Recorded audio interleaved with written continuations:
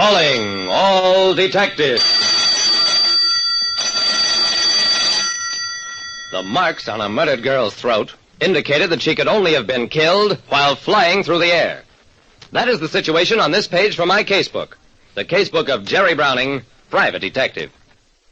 When it comes to crimes of violence, you'd think nothing could surprise a man like me, Jerry Browning, private detective.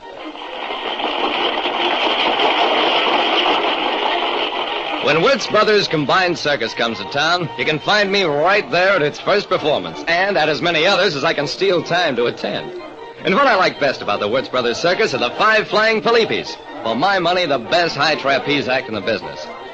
But when I headed for the circus grounds the third night it was in town, what took me there was murder. Sitting in the police car alongside of me, Lieutenant Dawson of Homicide told me, I called you in on this, Jerry, because you once said you knew Angela Felipe. Sure, Dawson, I knew her. But no better than the 2 brothers and the 2 outsiders they have working with them. You mean it's not all one family? I shook my head. How many of those troops aren't? They just use a family name. Tonio Felipe runs the act. He's the older brother. Pietro is the younger. They hire Shander Torkel and Jim Malone to fill out the act. Jim Malone, eh? It's the only American name in a lot. He'll probably turn out to be guilty.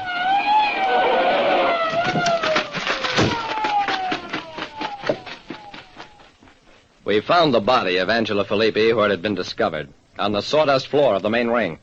After the crowd left, she and Torkel and Malone had practiced a new stunt for a while on the high trapeze. An hour later, the 2 Felipe brothers found her body in the sawdust. She'd been strangled. Dawson, come here a minute. What'd you find, Jerry? Fingerprints on her throat. Notice anything peculiar about them? The marks are awful strong. Is that what you mean? I shook my head. No. I mean the position of the fingers on the throat. Thumb and fingers all pointing down, as though her throat had been gripped from above. Dawson stared at the marks. Yeah, of course. Jerry, she was strangled up on the trapeze by somebody who, instead of gripping her by the hands, grabbed her by the neck. The marks on a strangled woman's throat indicated that she'd been choked while on the flying trapeze. Tonio Felipe explained how it could be done. It's not difficult. The man, he hangs by his knees. And when Angela, she comes from the other trapeze, he's gonna grab the wrist. He's across the fingers over the throat from above. Always I tell Angela, someday this Malone, he's gonna kill her. I walked over to Malone. How do you account for what happened, Jim? I don't know what happened, Mr. Browning. Shander Torkel and I were working with Angela on the high trapeze. After a while, Shander left, and then she sent me away, said she wanted to limber up. You admit you were alone with her? Of course I do, but I didn't kill her. Mr. Browning, I loved Angela. She said she'd marry me at the end of the season. Why would I kill her? Dawson had an answer for that one. Because she changed her mind. Her brothers were against the marriage, talked her out of it, so you killed her. Come on, Malone, I'm booking you for murder.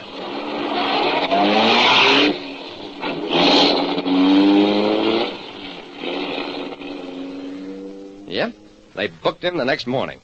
But I wasn't satisfied. Look, Dawson, one of the other members of the troupe could have come back after Malone left. One of her brothers, or even this Shander Torkel guy nobody's been paying any attention to. Yeah? Torkel's married, has a wife and 3 kids in Dayton, Ohio.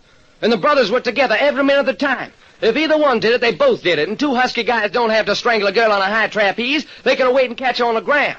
That's right, but Malone is husky, too. So why wouldn't he wait until she was on the ground? Because he did it on the spur of the moment. Now get out of here and stop bothering me. I'm busy.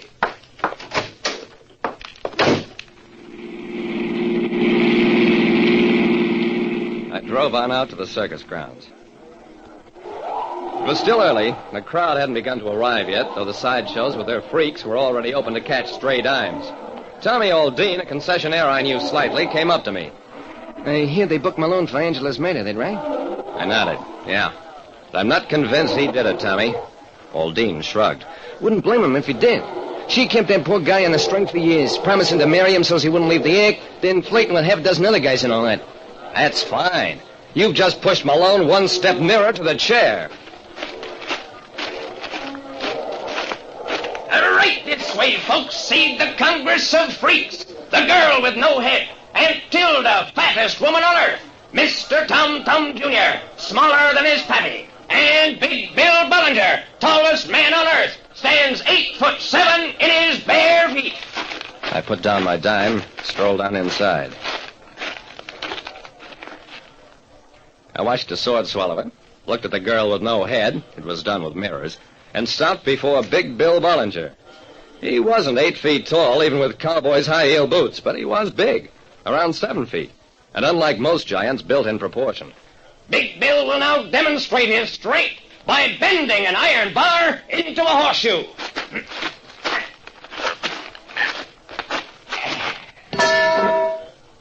He bent it all right.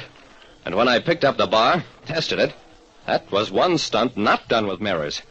I hung around until the big show drew the crowd away, then went up to the giant. Bill, it might be a good idea for you to tell me where you were last night after the show. He laughed. Ain't nobody big enough to make Big Bill tell anything, Sonny. I laughed, too. Okay, Bill. But I figure this way. Angela had you on a string, same as Jim Malone and others on the lot. But you aren't accustomed to being dusted off. So, when she got bored with you and told you to run along, you strangled her. You stand mighty high in those boots, and when you strangle a small girl, you reach down to do it, your fingers pointing downward. You're talking, but you can't prove it. Sure I can. Your fingerprints are on her throat. The punch he threw at me would have killed an ox if the ox stood still long enough. Me, I stepped aside, pulled my blackjack. Who am I to trade punches with a guy who claims to be over 8 feet tall? The giant was still out cold when the cops arrived. But when he awoke, it took 6 of them to get him into the wagon. He confessed readily enough. Those fingerprints on Angela's throat convinced him there was no use lying. There were no fingerprints, of course. Only bruises. But they didn't tell him that for quite a while, and by then he'd spilled everything, including the fact that he deliberately killed her that way to throw suspicion on Malone. Like I said, it makes no difference which way you approach crime. The way to the cell is always straight ahead. Listen next time to Calling All Detectives. Mystery drama, mystery quiz, and a chance for you to match wits with yours truly, Jerry Browning, Private Detective.